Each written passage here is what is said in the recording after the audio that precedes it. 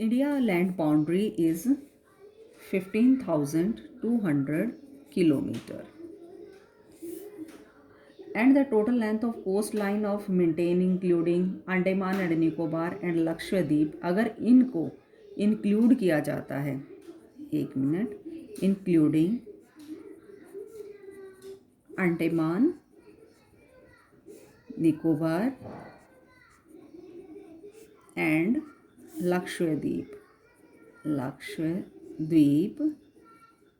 जो आपकी टोटल बनेगी वो आपकी होगी 7516.6। ये आप अगर मैप में देखेंगे तो आपको ईजिली क्लियर हो जाएगा। देन उसके बाद क्या है,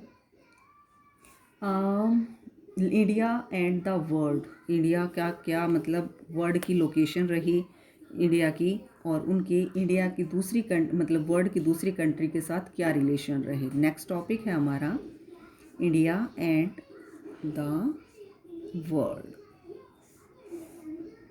India landmass has a central location between the east and west Asia. अगर हम ईस्ट और वेस्ट एशिया की अगर हम बात करते हैं तो इंडिया की लोकेशन जो है वो सेंटर में है, यानी कि इंडिया की लोकेशन जो है वो सेंटर में पड़ती है।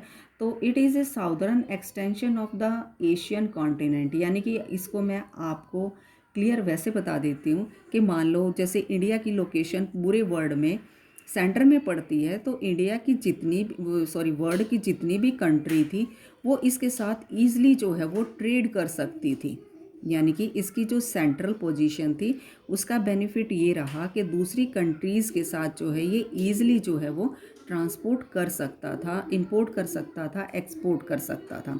तो इसलिए जो है इंडिया को सेंट्रल लोकेशन होने का जो है ये बहुत ज़्यादा बेनिफिट हुआ था। देन उसके बाद हम टॉपिक करेंगे India contact with the world have continued through the ages, but her relationship through the land route are much older than the meridian contact.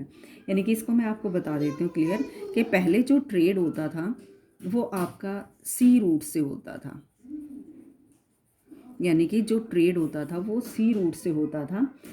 These route have contributed in the exchange of idea and commodities since ancient time।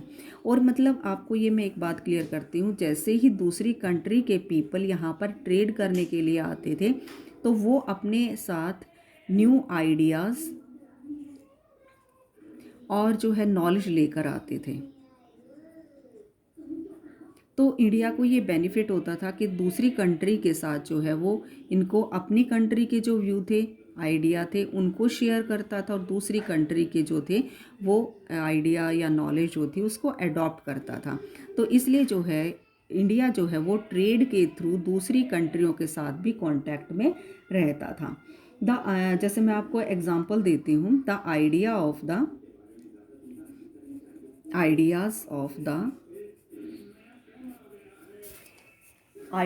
The उपनिषद, जिसको आप उपनिषद भी बोलते हैं, and Ramayana, and आपने पंचतंत्रा भी पढ़ी होगी, Panchatantra, and the Indian numerals and the decimal system, Indian न्यूमेरियल्स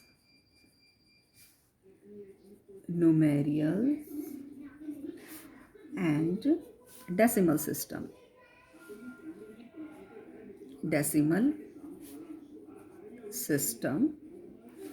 that could reach many part of the world। यानी कि ये जो थे इंडिया के बहुत सारी कंट्रियों में जो है वो शेयर किए गए, यानी कि यहाँ के जो ट्रेडर से दूसरी कंट्री में जब जाते थे तो इन पॉइंट ऑफ व्यू को जो है वो डिस्कस करते थे और दूसरी कंट्री इनको अडॉप्ट करती थी। द स्पाइसेस, यानी कि जो दूसरी चीज़ें यहाँ से इंडिया से यहाँ पर दूसरे कंट्री में भेजी जाती थी वो आपकी थी स्पाइसेस। मुस्लिन, आपने 8th क्लास में भी पढ़ा होगा, ये एक टाइप ऑफ क्लोथ्स, ठीक है। Muslin and other products were taken from India to different country. The influence of Greek sculptures and architectures are West India can be sent in the different part of our country। यानी कि अगर architectures की बात करें,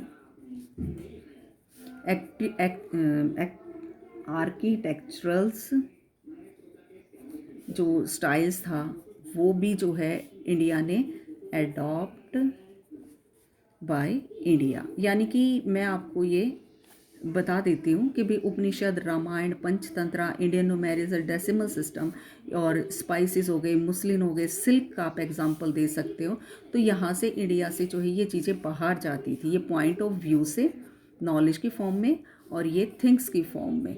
और India ने यहाँ पर जो है आर्किटेक्चर स्टाइल जो है वो इंडिया ने अडॉप्ट किया था बाहर की कंट्री का, जैसे कि आप ग्रीक का एग्जांपल इसमें देख सकते हो।